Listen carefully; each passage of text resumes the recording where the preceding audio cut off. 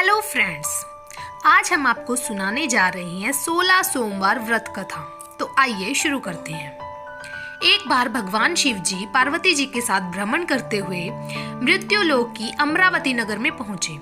उस नगर के राजा ने भगवान शिव का एक विशाल मंदिर बनवा रखा था। शिव और पार्वती उस मंदिर में रहने लगे।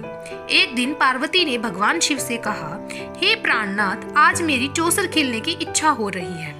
पार्वती की इच्छा जानकर शिव पार्वती के साथ चौसर खेलने बैठ गए। खेल प्रारंभ होते ही उस मंदिर का पुजारी वहां आ गया। माता पार्वती जी ने पुजारी जी से पूछा कि हे पुजारी जी, यह बताइए कि इस बाजी में किसकी जीत होगी। तो ब्राह्मण ने कहा कि महादेव जी की, परंतु चौसर में शिव जी की पराजय हुई और माता पार्वती जी की जीत हुई।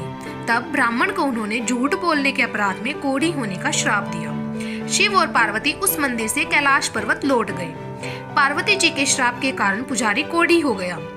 नगर के स्त्री पुरुष उस पुजारी की परछाई से भी दूर दूर रहने लगे। कुछ लोगों ने राजा से पुजारी के कोढ़ी हो जाने की शिकायत की, तो राजा ने किसी पाप के कारण पुजारी के कोढ़ी हो जाने का विचार कर उसे मंदिर से निकलवा दिया।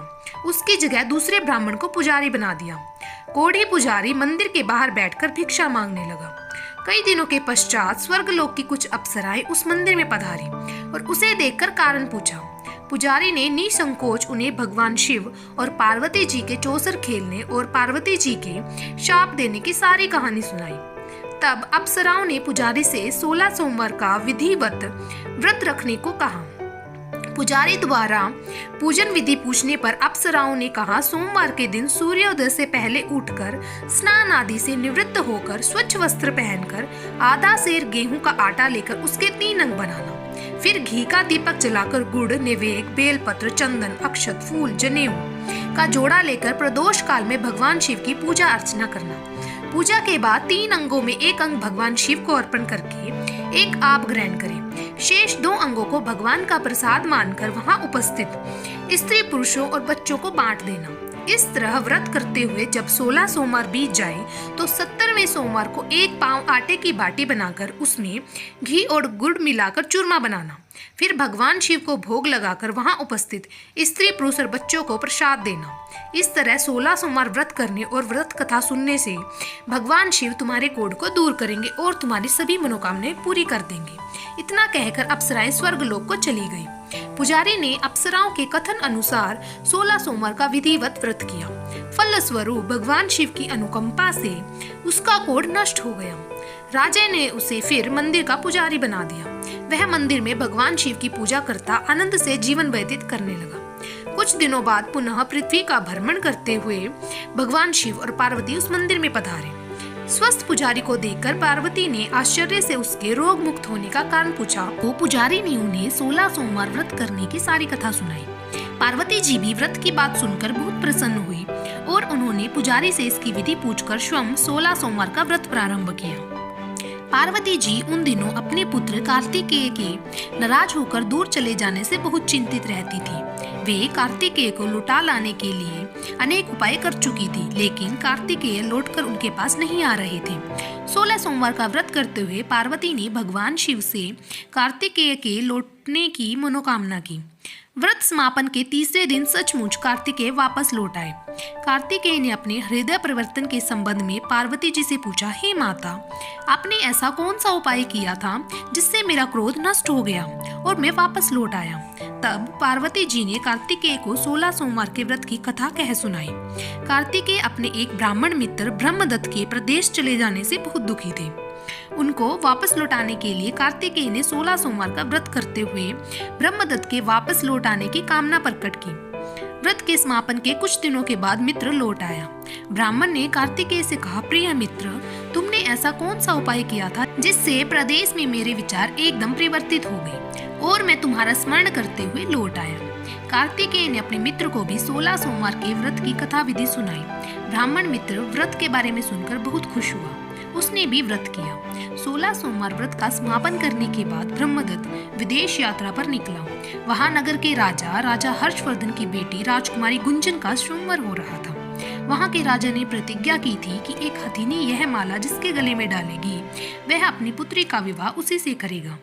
ब्राह्मण भी उत्सुकतावश महल में चला गया। वहाँ कई राज्यों के राजकुमार बैठे थे। तभी एक सजी धजी हथिनी सूंड में जयमाला लिए वहाँ आई। हथिनी ने ब्राह्मण के गले में जयमाला डाल दी।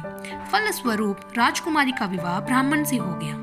एक दिन उसकी पत्नी ने पूछा, हे प्राणनाथ, आपने कौन सा शुभ कार्य किया था जो उस हथिनी ने राजकुमारों को छोड़कर आपके गले में जयमाला डाल दी? ब्राह्मण ने 16 सोमवार व्रत की विधि बताई। अपने पति से 16 सोमवार का महत्व जानकर राजकुमार ने पुत्र की इच्छा से 16 सोमवार का व्रत किया। निश्चित समय पर भगवान शिव की अनुकंपा से राजकुमारी के एक सुंदर, सुशील व स्वस्थ पुत्र पैदा हुआ। पुत्र का नामकरण गोपाल के रूप में हुआ। बड़ा होने पर पुत्र गोपाल ने भी माँ से एक दिन प्रश्न किया कि मैंने तुम्हारे ही घर में जन्म लिया, इसका क्या कारण है? माता गुंजन ने पुत्र को 16 सोमवार व्रत की जानकारी दी। व्रत का महत्व जानकर गोपाल ने भी व्रत करने का संकल्प किया। गोपाल जब 16 वर्ष का हुआ तो उसने राज्य पाने की इच्छा से 16 सोमवार का विधिवत व्रत किया। व्रत समापन के बाद गोपाल घूमने के लिए समीप के नगर में गया। वहां के वृद्ध राजा ने गोपाल को पसंद किया और बहुत धूमधाम से अपनी पुत्री राजकुमारी मंगला का विवाह गोपाल के साथ कर दिया। 16 सोमवार के व्रत करने से गोपाल महल में पहुंचकर आनंद से रहने लगा। 2 वर्ष बाद वृद्ध राजा का निधन हो गया तो गोपाल को उस नगर का राजा बना दिया गया। इस तरह 16 सोमवार व्रत करने से गोपाल की राज्य पाने की इच्छा पूर्ण हो गई। राजा बनने के बाद भी वह विधिवत 16 सोमवार का व्रत करता रहा। व्रत के समापन पर 17वें सोमवार को गोपाल ने अपनी पत्नी मंगला से कहा कि व्रत की सारी सामग्री लेकर वह समीप के शिव मंदिर में पहुंचे। पति की आज्ञा का उल्लंघन करके सेवकों द्वारा पूजा की सामग्री मंदिर में भेज दी। शिव मंदिर नहीं गई। जब राजा ने भगवान शिव की पूजा पूरी की तो आकाशवाणी हुई, हे राजन, तेरी रानी ने 16 सोमवार व्रत का अनादर किया है, सो रानी को महल से निकाल दे, नहीं तो तेरा सब वैभव नष्ट हो जाएगा। आकाशवाणी सुनकर उसने तुरंत महल में पहुंचकर अपने सैनिकों को आदेश दिया कि रानी को दूर किसी नगर में छोड़ आओ। सैनिकों ने राजा की आज्ञा का पालन करते हुए तत्काल उसे घर से निकाल दिया। रानी भूखी प्यासी उस नगर में भटकने लगी। रानी को उस नगर में एक बुढ़िया मिली। वह बुढ़िया सूत काटकर बाजार में बेचने जा रही थी, लेकिन उस बुढ़िया से सूत उठ नहीं रहा था। बुढ़िया ने रानी से कहा, बेटी, यदि तुम मेरा सूत उठाकर बाजार तक पहुंचा दो और सूत बेचने में मेरी मदद करो तो मैं तुम्हें धन दूंगी।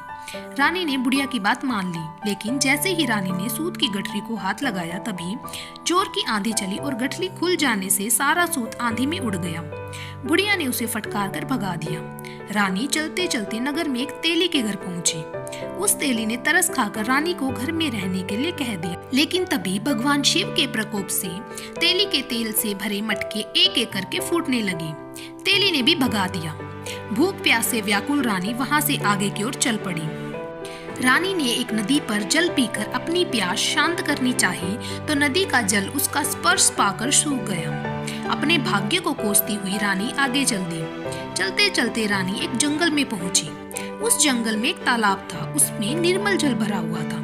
निर्मल जल देखकर रानी की प्यास तेज हो गई। रानी ने तालाब की सीढ़ियां उतरकर जैसे ही जल को स्पर्श किया तभी उस जल में असंख्य कीड़े उत्पन्न हो गए। रानी ने दुखी होकर उस गंदे जल को पीकर अपनी प्यास शांत की। रानी ने एक पेड़ की छाया में बैठकर कुछ देर आराम करना चाहा तो उस पेड़ के पत्ते पल भर में सूखकर बिखर गए। रानी दूसरे पेड़ के नीचे जाकर बैठी। जिस पेड़ के नीचे बैठती वही सूख जाता। वन और सरोवर की यह दशा देखकर वहां के गवाले बहुत हैरान हुए। गवाले रानी को समीप के मंदिर में पुजारी जी के पास ले गए। रानी के चेहरे को देखकर ही पुजारी जान गई कि रानी अवश्य किसी बड़े घर की है। भाग्य के कारण दर दर भटक रही है। पुजारी ने रानी से कहा, पुत्री, तुम कोई चिंता नहीं करो, मेरे साथ इस मंदिर में रहो, कुछ ही दिनों में सब ठीक हो जाएगा। पुजारी की बातों से रानी को बहुत सांत्वना मिली।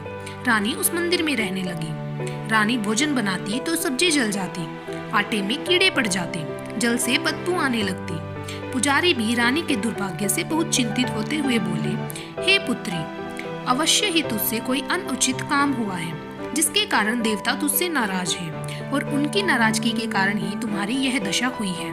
पुजारी की बात सुनकर रानी ने अपने पति के आदेश पर मंदिर में न जाकर शिव की पूजा नहीं करने की सारी कथा सुनाई। पुजारी ने कहा, अब तुम कोई चिंता नहीं करो, कल सोमवार है, और कल से तुम 16 सोमवार के व्रत करना शुरू कर दो। भगवान शिव अवश्य तुम्हारे दोषों को क्षमा कर देंगे। पुजारी की बात मानकर रानी ने 16 सोमवार के व्रत प्रारंभ कर दिए। रानी ने सोमवार का व्रत करके शिव की विधिवत पूजा अर्चना की तथा व्रत कथा सुनने लगी। जब रानी ने 70वें सोमवार को विधिवत व्रत का समापन किया तो उधर उसके पति राजा के मन में रानी की याद आई। राजा ने तुरंत अपने सैनिकों को रानी को ढूंढ कर लाने के लिए भेजा। रानी को ढूंढते हुए सैनिक मंदिर में पहुंचे और रानी से लौट कर चलने के लिए कहा।